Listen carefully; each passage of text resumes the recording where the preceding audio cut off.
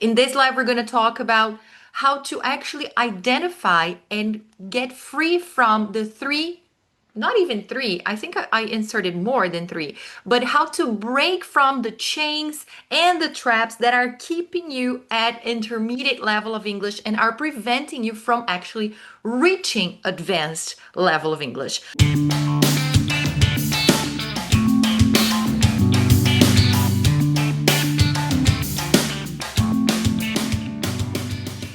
I had in mind to bring you only three, but then turns out I ended up bringing more than that. I can think about at least five traps that many intermediate students fall into that prevent them from actually reaching a higher level.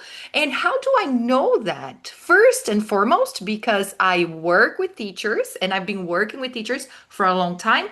And secondly, because been there, done that, right? So I was once an intermediate speaker as well, and I needed to pave the path to becoming advanced. So I know what it feels like to feel stuck. I know what it feels like to feel like you're not progressing. And I know what it feels like, how desperating it feels to not know what to do. You want to go higher. You know you want to do more, but sometimes you just don't know where to start, or you don't know if what you've been doing is enough, if that is the right way. Let me know if you agree with me. Give me a reaction here if you resonate with some of these feelings, some of these descriptions.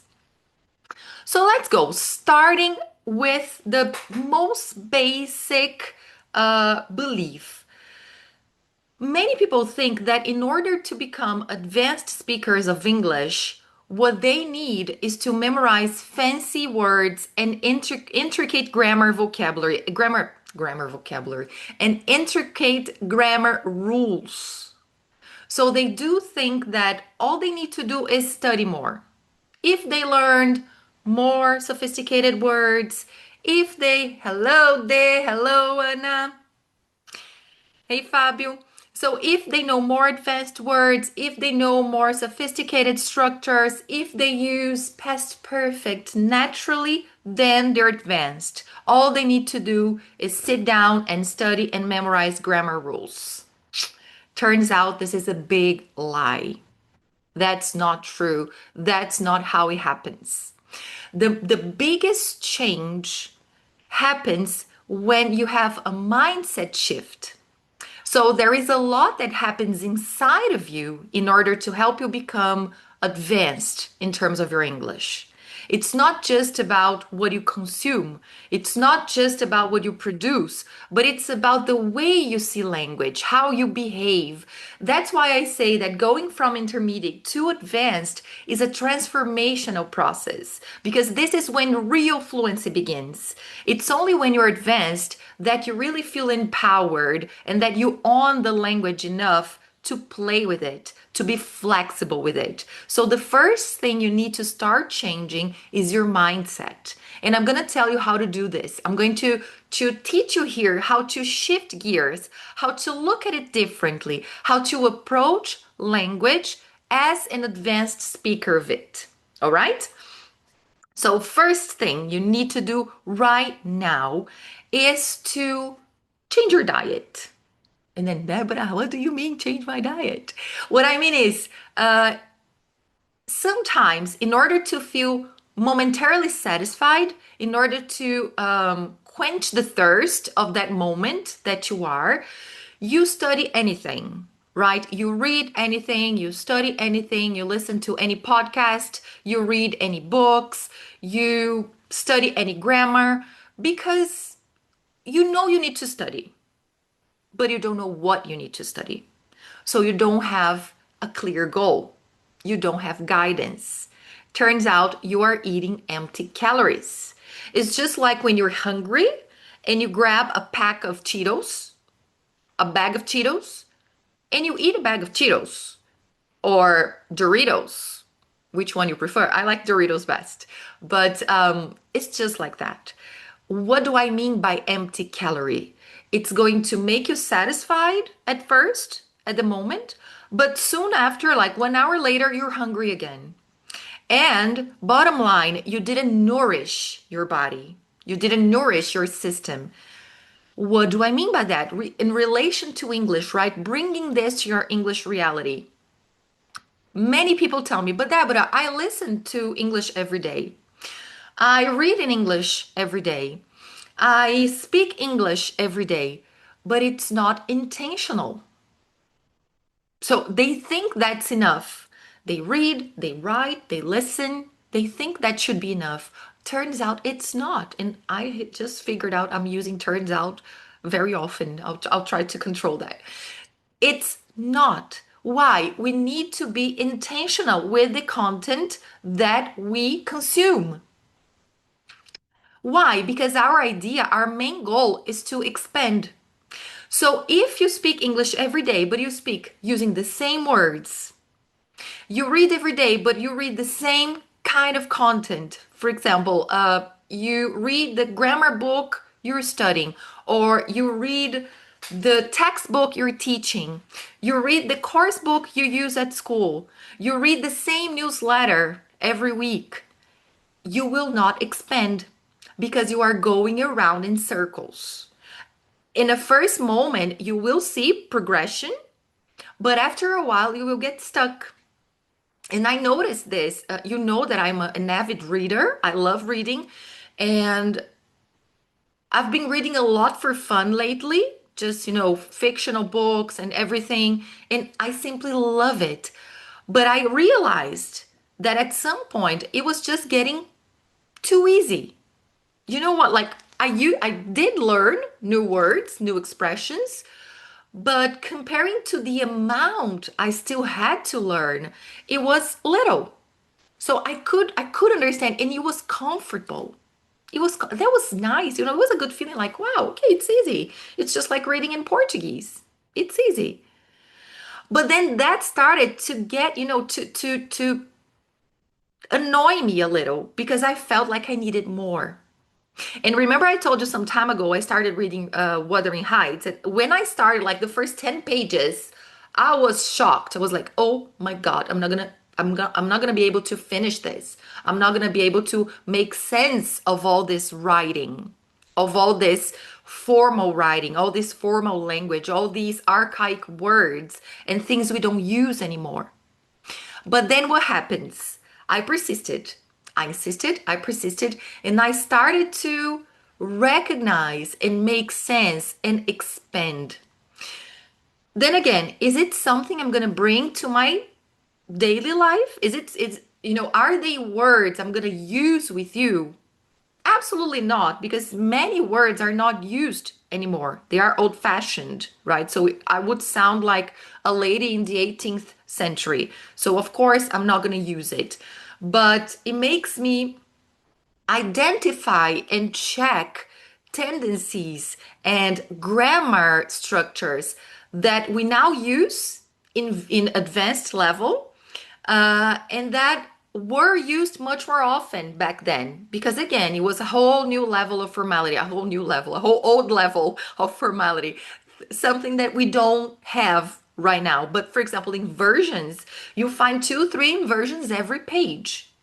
They are there all the time. I don't know how those people, how they argued. If you read it, you go like, oh my God, are they having an argument? As politely as that? So sarcasm, you can sense the language being used to convey meaning and not obvious meaning, subtle meaning. So this is the idea. What I'm telling you here is not that you should read the classics, but just that you should try to find something that will push you out of your comfort zone, that will raise the bar of what you already do. I love this kind of analogies. I do them all the time, but think about going to the gym. So you go to the gym, and right now, training your biceps, lifting 5 kilos each arm is easy now for you. You can do it like 15 reps, 20 reps. You can do that. What do? You carry more weight, right? You grab a 7 or an 8 kilo dumbbell in order to make it harder. Otherwise, you won't grow. That's the same. Welcome to your English workout of the day. This is your English workout of the day. I tell my students, I am your personal trainer for English. Yes, you're a trainer for English. So whenever I see it's getting easy on you, I'll go there and raise the bar and add more weight and make it harder. So these are suggestions. These are things you can do to help you expand. So first thing, go up the ladder. If this step is comfortable, it's time to move up to the next one. Start being more deliberate in terms of the content you choose to read, listen, and have contact with, right?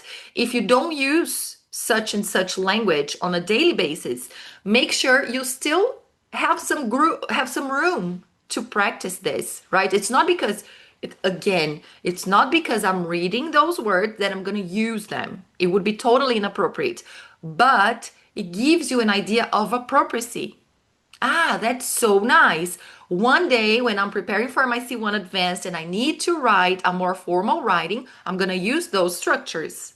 I may try to use those words. Yes.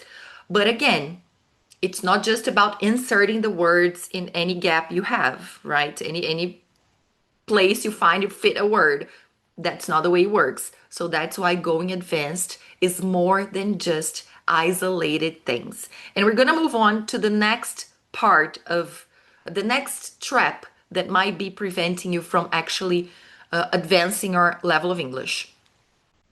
If the first one is limiting your exposure, the second one is limiting yourself just to exposure. So you read, you listen, like you use more, you are familiar with receiving more advanced content, but you don't use it. Hey Lou, hey G, you don't use this more advanced content. And then, yes, you will soon forget it. For example, I told you the books I've been reading. If I don't start writing more formally, I will soon forget them. Just now in my stories, I was going to write something using the word notwithstanding, but then I was like, it's really inappropriate. Not the kind of language I use with my audience, not the kind of language I use with the people around me. But I wanted to experiment with that. So in my mind, I created that sentence. I wrote it down, but I didn't post it because, again, it would not convey the message. It would not be me speaking. But formally, it would have worked perfectly. So if you have all this more advanced background, all this more advanced input, and you don't use it, it's just like having a really fast car, or I know she's the one who loves necklaces just like I do, having the most expensive necklace, beautiful, like jewelry, and not wearing it. Like having a fast car and not knowing how to drive. What's the use of it? So you need to make use of the language either by writing or by talking to yourself, but practice is crucial in order to retain the information, in order to retain the words you've been learning, in order to practice the structures you've been learning. So the thing is, rehearse privately and then demonstrate in public. What do I mean by that? Do some self-practice, either with your chat GPT, with your writing a journal. Yes, maybe writing some sentences, a paragraph, your daily gratitude journal, anything, but make use of the things you're learning. Have a group, have a safe place where you can practice, where you don't feel judged, because the idea is that you experiment with this language, right? It's no use acquiring if you cannot use it, if you don't own it. So every time you have a chance, use this new language you've been learning. Use these new structures you've been studying, you've been exposed to. Again, find a safe place, maybe a teacher's group, a conversation teacher's group where you can use the language you've been exposed to. Maybe, again, your journal, your writing, maybe your posts, your Instagram posts. Why not? Right? Unless you're learning something like really advanced that it's not suitable for the situation. But other than that, you should use it. Teach your students. Yes, make it vivid, make it alive. in your head. So this is number two. Number three, I'll peek because I don't remember anymore. Okay, number three, let go of perfection and embrace progress. What is just what I posted in my story yesterday is that a lot of people think that they one day, on a given day, they're gonna wake up and say, you know what? I'm finally C1 today. I've reached C1. It's not what happens. It's not what happens. Building an advanced or proficiency level, so becoming C1, C2, advancing your English is a process. It doesn't happen overnight. And one sentence that I will keep repeating over and over again because it makes total sense to me is that progress is invisible until it's not. So maybe right now you don't realize your progress. Maybe right now you don't realize where you're going. But if you compare to where you started, you will see the difference. It's like you've been doing things daily, brick after brick, like building your English brick after brick with consistency. Until one day you say, oh my God, but I couldn't do this before. And now look at this. Now look at what I can do with my English. Now I can communicate showing emotions. Now I can convey complex ideas. Now I can talk about more complex subjects. I can talk about my opinions, my impressions. I can be myself in English. But again, that doesn't happen overnight. That is a process. So the idea is that you use every chance you have to try and do this because it's not going to happen like again, one day you wake up, okay, so today I'm a C1, today I'm going to be advanced, today I'm going to speak to the world in English because I'm advanced. That's not how it works. Before you are truly advanced, you're going to make mistakes. Not basic mistakes anymore because you're not basic anymore, but you're going to make intermediate mistakes. And that's fine. That's fine. It's okay. You are in the process. It is only bad if you do make these mistakes and you do nothing about it. So let's say you made a mistake, but you're not studying, you're not trying to improve, you are stuck. Sometimes you don't even know you made a mistake, right? If you don't seek for guidance, if you don't seek guidance, sometimes you don't even know you are making mistakes. That's why it's so important to have someone around you, to be surrounded by people who know better, who are more experienced, who have expertise in what you want to achieve. So the only problem in making mistakes is when you are not looking forward to progressing. Then it is a problem. Other than that, you should embrace every failure as a springboard to your growth. So don't penalize yourself. Of course, you will feel frustrated. Nobody likes to make mistakes. Like in life, nobody says, "Yay, I made a mistake, super." No, right? We're all like a little bit upset when we make a mistake, and that's normal.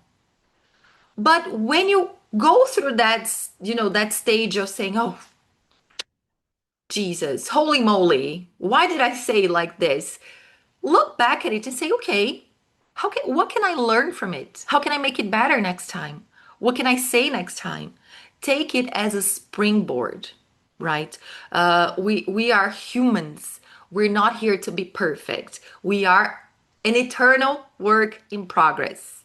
And once you are working in this work in progress, it's fine. It's fine. And the best way to make the most of your mistakes is not just by learning right from wrong. So let's say you took a reading and use of English and you got like 50% of the answers incorrect. What do you do with that information? You cry over it? Not gonna work, not gonna help. Yeah, so what do? You go over each answer you gave and you understand the whys. So why is this incorrect? Why this word doesn't collocate with that one? If I used this expression, which meaning would it convey? And why it's not appropriate? So learn the whys, not just the yes or no's, but the whys. Why is it incorrect? Why it's correct, it's usually simpler, right? To know why something is correct. But why is it incorrect? What changes? from these options. So use your mistakes as a source for your learning. There is a reel that I really love. It's Ed Sheeran, and he's saying that you learn nothing from success. I will try to find and repost it because it's a really good one. You learn nothing from success. You learn from your failures.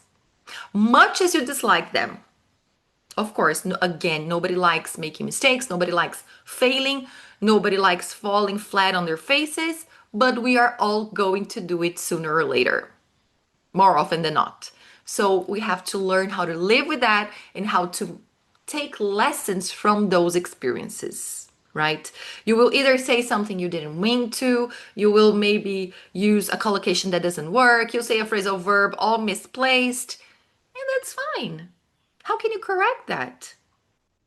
Look at it gently, yes, from the perspective of a learner, not of a teacher. Again, another mindset shift.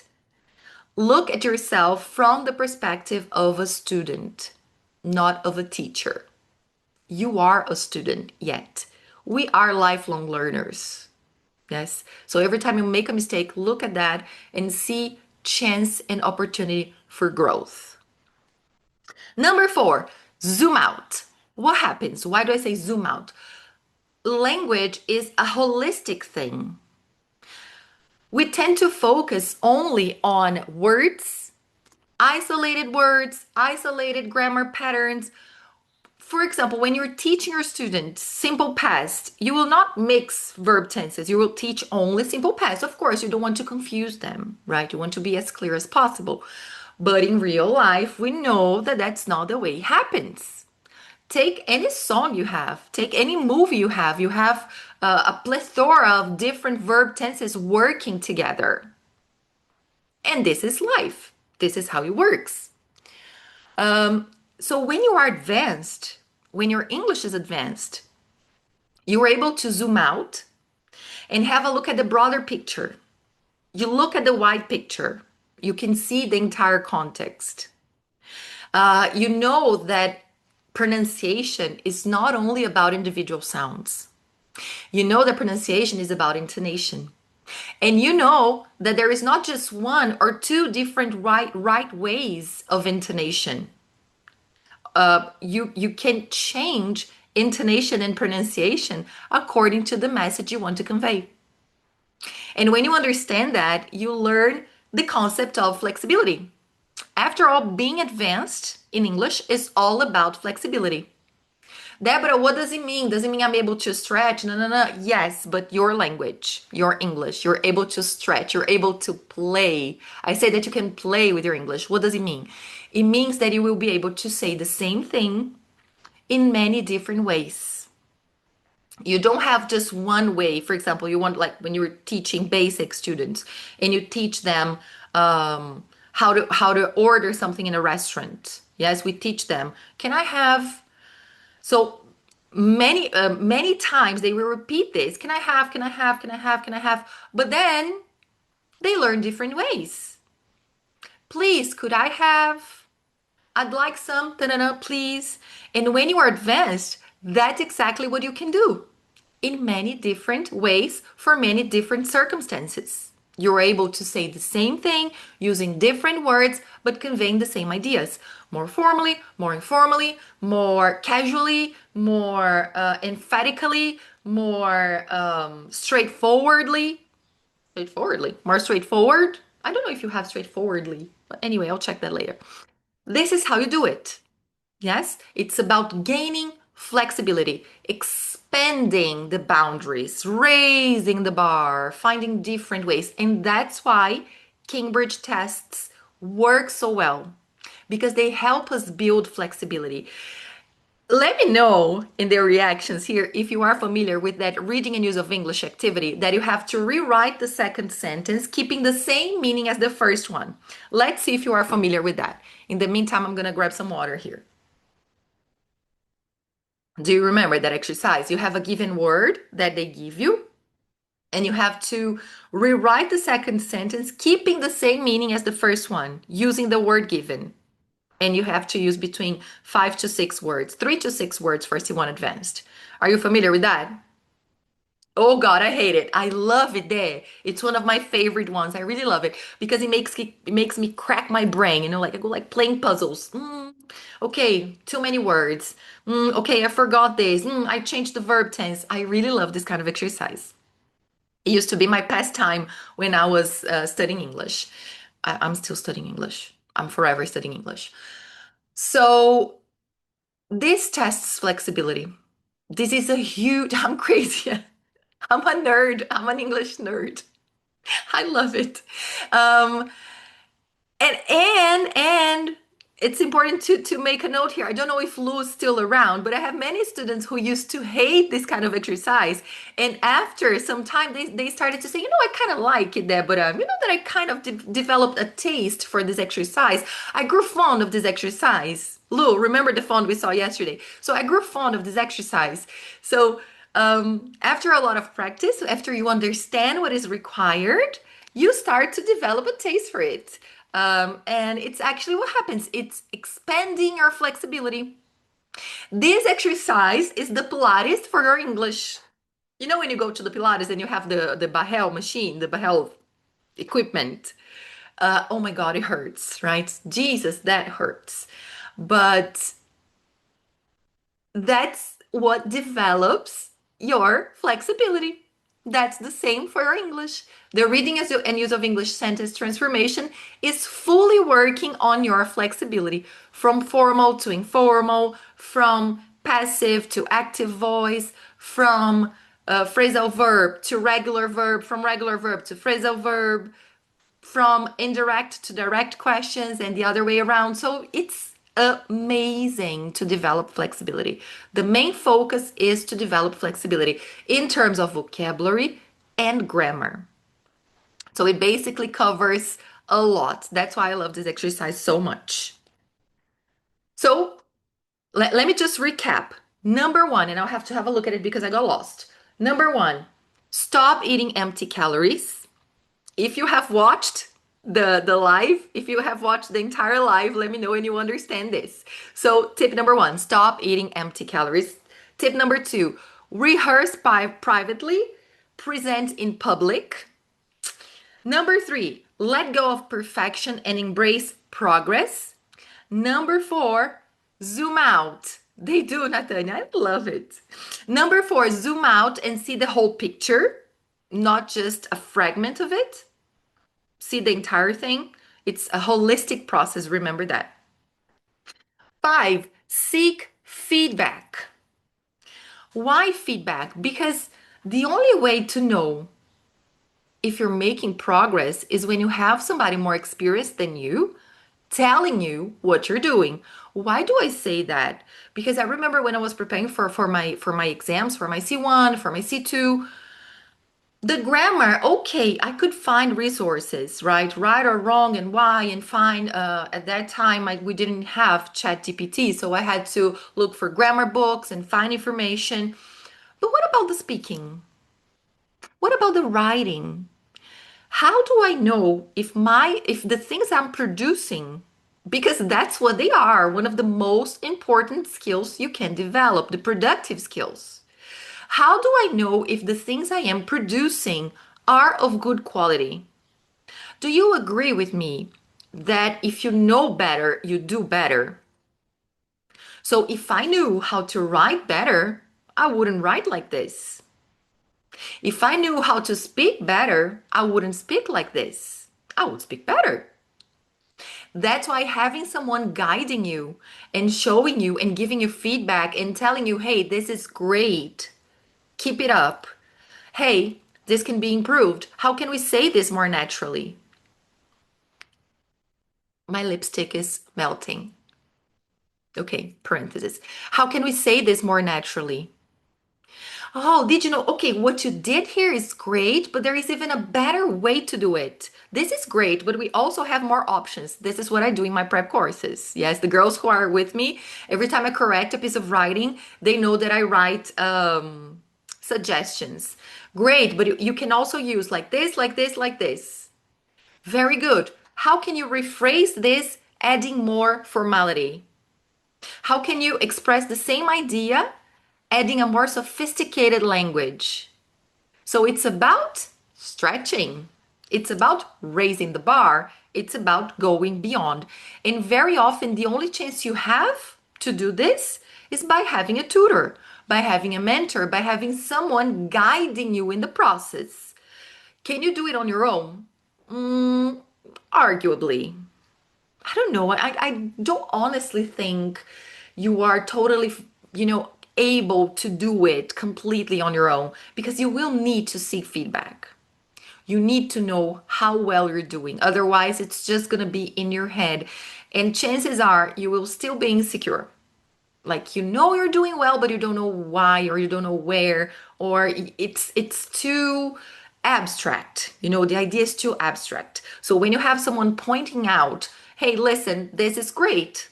This needs improvement. This is great, and it can also be improved. This is when you actually see growth. This is when you start growing for real. I've always been a feedback seeker, right? I love receiving feedback, and I get a lot of feedback from students, from teachers who work with me, from ChatGPT. So sometimes I have chats, and my ChatGPT is called Cora. And I say, Cora, please evaluate my level of English. Do I sound like a C2? Yeah, we do this. I talk to her and we have like really good chats about the books that I read, about impressions, everything in English. Why? When I come here and I tell you, hey B, when I come here and I tell you to do things, guess what? It's because I walk the talk. I do the same things. Everything I'm telling you to do, it's because I do them. Oh, darling. Everything I'm telling you to do, I do it too. So I do test my level frequently. I do try to raise the bar frequently. I try to use new words, new expressions, new all the time. I talk to myself, I talk to my chat GPT. I try to expand very, I mean, every day on a daily basis. This is what it should be done on a daily basis, regardless of how. One day you're going to speak, one day you're going to read something more challenging, one day you're going to have your live sessions with your group of advanced speakers, one day you're going to do a reading and use of English. The idea is that you be consistent. Every day you're doing something. Every day you are finding something to work on.